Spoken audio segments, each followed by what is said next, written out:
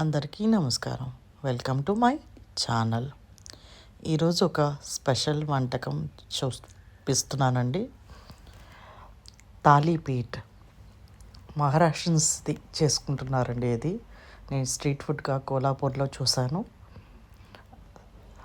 ఒక కప్పు లెక్కన చెప్తున్నానండి. ఒక కప్పు గోధుమ పిండి, ఒక కప్పు జొన్న పిండి తీసుకుంటే మిగతావన్నీ అరకప్పు రాగి పిండి, బియ్యం పిండి, శనగపిండి వీటన్నిటిని మంచిగా కలిపేసుకున్న తర్వాత అంటే ఉండలు లేకుండా మొత్తం అన్ని డ్రై మిక్స్ ఒకసారి చేసుకున్న తర్వాత పసుపు, ఉప్పు, నువ్వులు, వాము, జీలకర్ర ఇవన్నీ వేసుకుందామండి. వేసుకొని అన్నీ మిక్స్ చేసుకుందాం.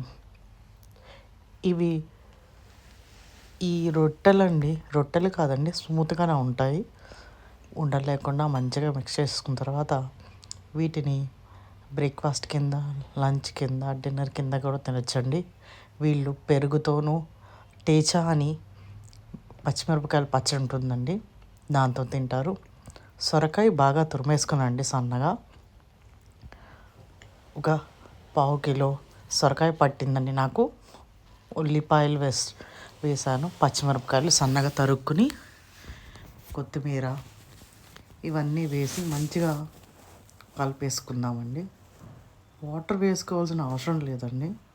సొరకాయలో ఉన్న, ఉల్లిపాయలో ఉన్న వాటర్ సరిపోతాయి మనకి. అల్లం పేస్ట్ కూడా వేసుకుందామండి. అల్లం వెల్లుల్లి పేస్ట్. నేను స్పెషల్గా కారం పొడి వేయట్లేదండి, పచ్చిమిర్చి వేసాను కాబట్టి ఆ కారం సరిపోతుంది.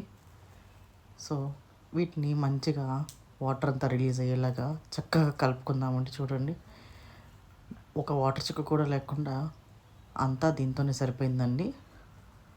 దీన్ని ఇంకా కొంచెం పల్చగా చేసుకుందామండి. కొంచెం పైన వాటర్ చల్లితే సరిపోతుంది.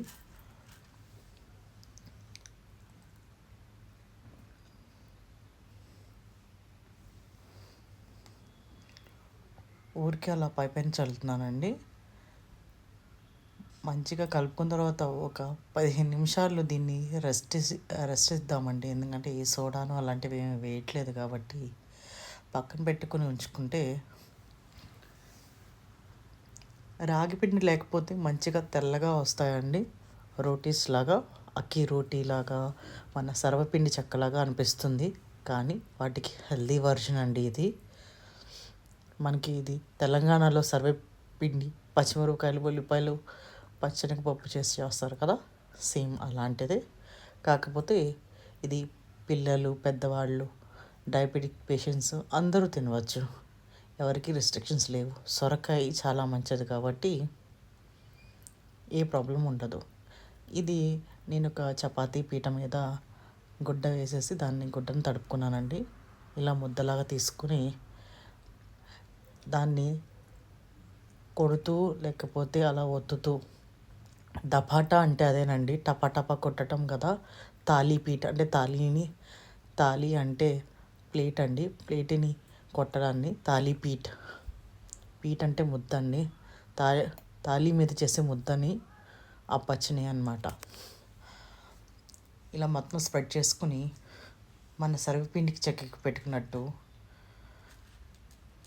తపాలా పెట్టుకున్నట్టు అలా హోల్స్ పెట్టుకొని ఈ క్లాత్ని తీసుకుని వెళ్ళి మెల్లగా లేపి పెనం మీద వేసేసుకోవటమేనండి.